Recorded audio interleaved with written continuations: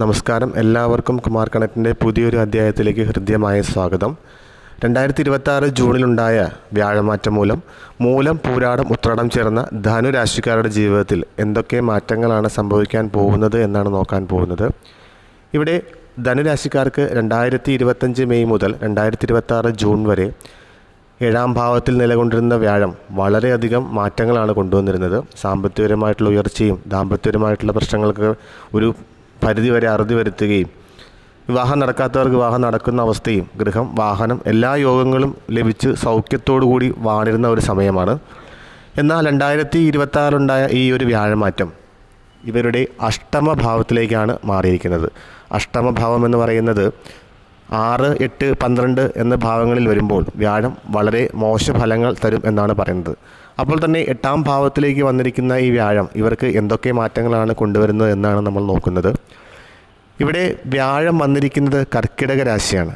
കർക്കിടകം എന്ന് പറയുന്നത് വ്യാഴത്തിൻ്റെ ഉച്ചരാശി ആയതുകൊണ്ട് തന്നെ ദോഷഫലങ്ങളെ കുറയ്ക്കും എന്നാണ് പറയുന്നത്. എന്നിരുന്നാലും ചെറിയ ചെറിയ അസ്വസ്ഥതകളും കാര്യങ്ങളുമൊക്കെ വന്നു ചേരുന്നതാണ്. ജോലിയിൽ പെട്ടെന്ന് തന്നെ ഒരു സ്വഭാവ വ്യത്യാസങ്ങളൊക്കെ ഉണ്ടാകുന്ന സമയമാണ്. സ്ഥാനമാറ്റം അല്ലെങ്കിൽ ദൂരദേശത്തേക്കുള്ള സ്ഥലമാറ്റമൊക്കെ ഉണ്ടാവും. ജോലിയിൽ പ്രമോഷൻ പ്രതീക്ഷിച്ച് നിൽക്കുന്നവർക്കാണെങ്കിൽ കുറച്ച് നാളുകളൊക്കെ ഒന്ന് വെയിറ്റ് ചെയ്യേണ്ട അവസ്ഥയൊക്കെ വന്നു ചേരാവുന്നതാണ്. കൂടാതെ ദാമ്പത്യ ബന്ധങ്ങളിൽ ഒന്ന് ശ്രദ്ധ ചെലുത്തുന്നത് നല്ലതായിരിക്കും. കാരണം ചെറിയ ചെറിയ അസ്വസ്ഥതകളൊക്കെ മറ്റുള്ളവരുടെ അസൂയ മൂലം ഉണ്ടാവുന്നതാണ്.